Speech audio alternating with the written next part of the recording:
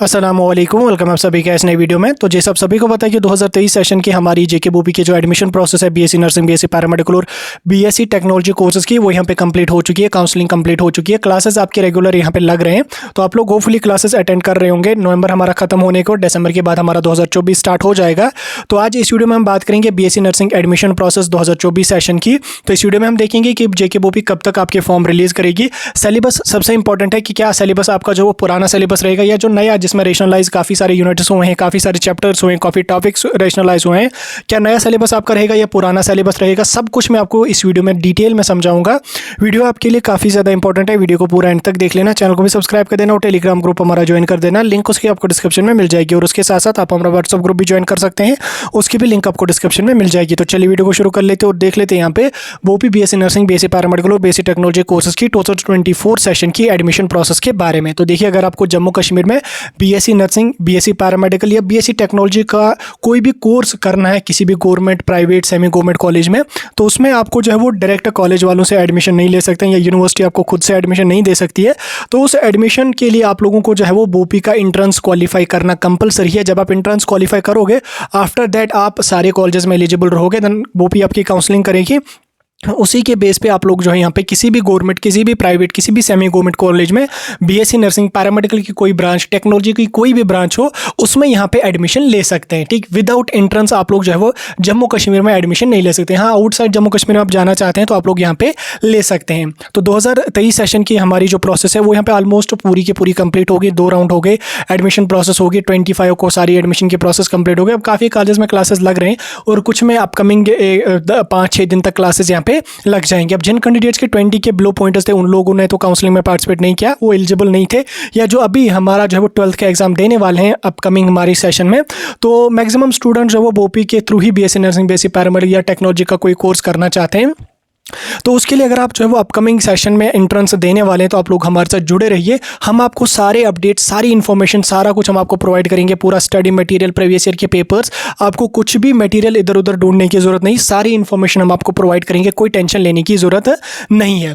तो सबसे पहले अगर हम बात करें कि आपके एप्लीकेशन फॉर्म कब तक लगना स्टार्ट हो जाएंगे, तो देखिए, ये तो मैंने आपको क्लियर कर दिया कि एडमिशन आपके बोपी के थ्रू हो गए, वो तो आपको समझ आ गया होगा। तो उसके बाद आपको किस तरह से प्रोसेस होता है, देखिए, सबसे पहले आप लोगों को अपना एप्लीकेशन फॉर्म सबमिट करना पड़ेगा। एप्लीकेशन फॉर्म कब तक स्टार्ट हो जाएंगे, देखिए, मार्च में आप लोगों के एग्जाम होते हैं, तो उसके बाद अप्रैल में जो है वो बोपी बीएससी नर्सिंग, बीएससी पैरामेडिकल और बीएससी टेक्नोलॉजी कोर्सेज के एप्लीकेशन फॉर्म्स रिलीज करते हैं। आपको क्या काम करना पड़ेगा, अपना फॉर्म सबमिट करना पड़ेगा। 1000 उसकी फी रहेगी। अगर तब तक आप लोगों का रिजल्ट डिक्लेयर ना भी हुआ होगा तो भी कोई इशू नहीं है, तो भी आप रिजल्ट को अवेटिंग में रख के अपना फॉर्म भर सकते हैं, उसमें कोई इशू नहीं है। जब आपका फिर जो है वो मई जून में रिजल्ट आ जाएगा, उसके बाद उसको आप लोगों को अपडेट करना होगा, उसका कोई इशू नहीं है, रिजल्ट का कोई इशू नहीं है। अप्रैल में आप लोगों के फॉर्म आ जाएंगे। आप लोगों को क्या काम करना है, अपना फॉर्म भरना है, 1000 फी पे करनी है।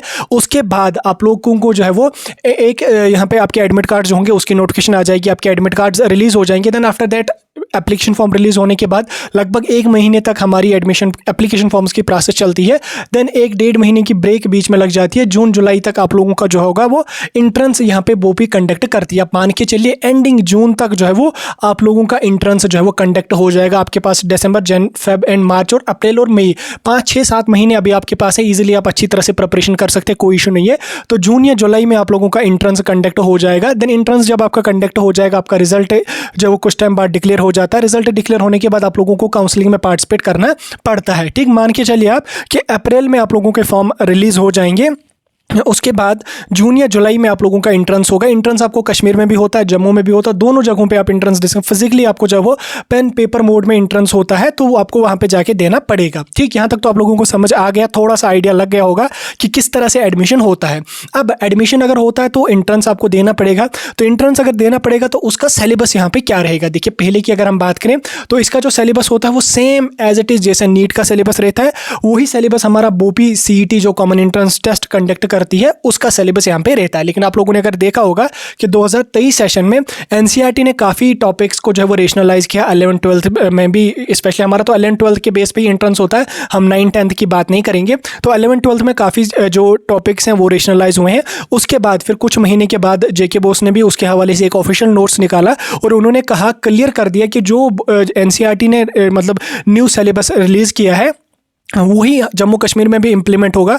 उसी के अकॉर्डिंग हम जो है वो अपने एनुअल एग्जाम्स भी यहाँ पे बोर्ड एग्जाम्स भी कंडक्ट करेंगे। दैट इज़ क्लियर इंडिकेशन कि आप लोगों का जो सिलेबस रहेगा वो जो नीट का सिलेबस है, जो एनसीईआरटी ने रेशनलाइज किए हैं यूनिट्स, जो एनसीईआरटी ने नया सिलेबस रिलीज़ किया, उसी के अकॉर्डिंग आपका जो है वो 2024 सेशन का जो पेपर होगा वो होगा। क्योंकि उसका सिलेबस जो हमारा होता है, जैसे हमारे बोर्ड एग्जाम्स का सिलेबस होता है, सेम एज इट इज़ वही सिलेबस हमारा अब जेके बोपी में भी होता है। यानी कि जो 11th-12th में आपको अभी 2024 सेशन का जो सिलेबस है वही, सॉरी 2023 सेशन का जो सिलेबस है अभी रिसेंटली जिसमें आप एग्जाम देने वाले हैं, वही सिलेबस आप लोगों का जो होगा वो अपकमिंग सेशन में भी रहेगा। लेकिन आप लोग उसके लिए क्या काम करेंगे, अभी आप जो है वो जो टॉपिक्स रेशनलाइज हुए हैं आप लोग वो भी पढ़ना, उसको भी प्रिपेयर करके रख लेना।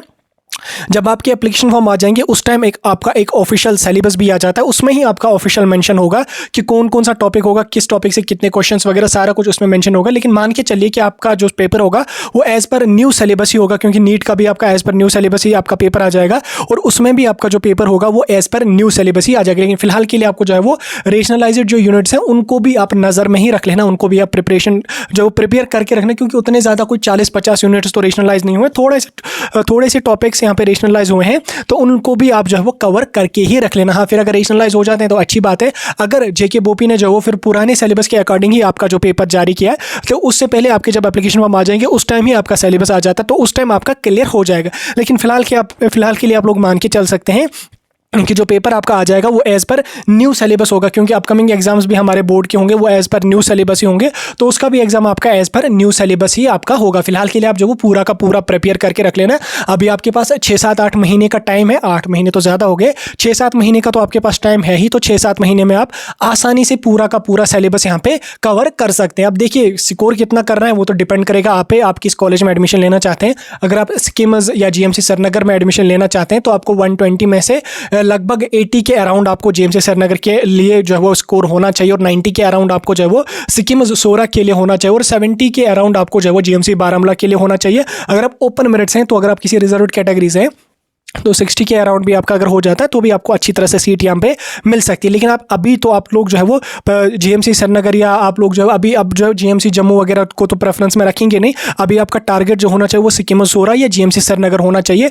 लगभग आपका 80-90 टारगेट होना चाहिए, तब जाके फिर अगर आपको 90 टारगेट अगर आपका है तो 80 तो आ ही जाएंगे। तो 80 आ गए तो आपको जीएमसी श्रीनगर आपको आसानी से मिलेगा, और अगर आप किसी रिजर्व कैटेगरी से हैं तो सिक्किम सोरा आप लोगों को आसानी से यहाँ पे मिल जाएगा। तो ये था थोड़ा सा आपका 2024 सेशन के हवाले से अपडेट। किसी भी टॉपिक पे अगर आपको डिटेल वीडियो चाहिए अपकमिंग सेशन के लिए, आप मुझे बता सकते हैं, मैं डिटेल वीडियो डाल के आप लोगों को समझाऊंगा, आपको कोई भी टेंशन लेने की जरूरत नहीं है।